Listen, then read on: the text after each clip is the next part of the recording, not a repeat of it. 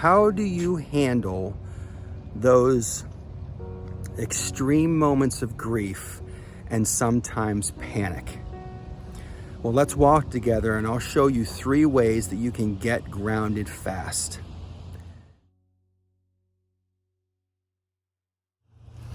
Hey friend, welcome back to Grief Questions Answered.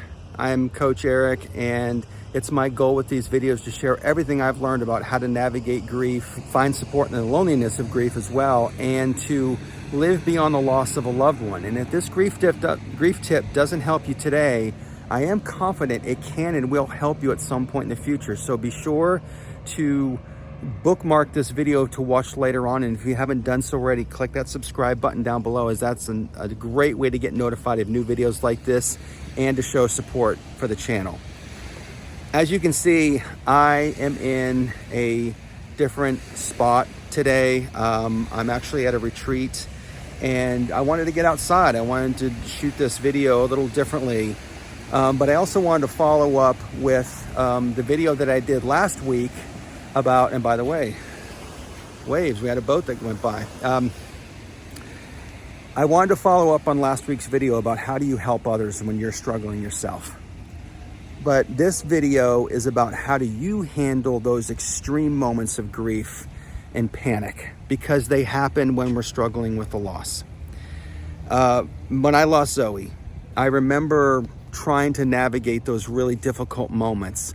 Sometimes it meant that I was sobbing for hours. Sometimes it meant that I just felt like everything was hopeless, like I wasn't ever going to feel better again, or that that this pain was going to last forever. And ultimately, I know now, only because of the time and the actions that I've taken, that that doesn't have to be the case. And when we're struggling right away, especially with the loss of a loved one, it's very fresh, it's very raw, and I'm talking about any time from the day 1 all the way up to maybe year 3. It's still fresh at that time. But when we have those extreme moments of grief, there are ways that we can move through this that will help get you grounded fast, okay? I wanna share those with you. The first thing is that we can use actually what are called small sensations to help us kind of break that state of extreme grief and sometimes panic. And what I mean by small sensations, I'm like, take your fingers, rub your fingers together.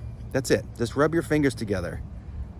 You know, just focus on that. Focus on what that sensation feels like for you to rub your fingers together. Maybe you need to do that for 10, 15, 20 seconds.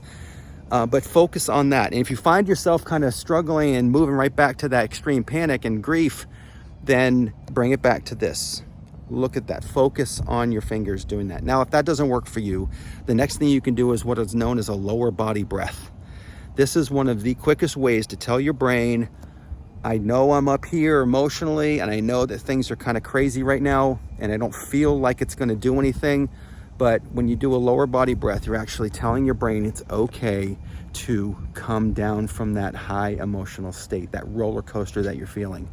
And when you're doing a lower body breath, it's called that because you're not using your shoulders to breathe.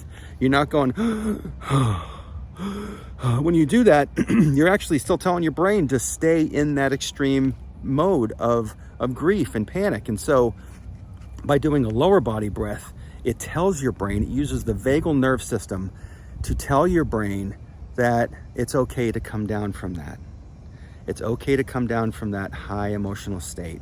And when you do a lower body breath, all you're gonna do is you're gonna inhale and you're gonna expand your belly, and then you're gonna squeeze your belly to your spine on the exhale.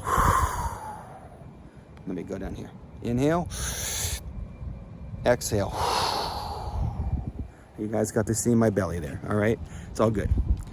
So you do 4 or 5 of those lower body breaths, and it actually will help you tremendously. And if the 5 doesn't work, but you start to feel a little difference, do 5 more. It's okay.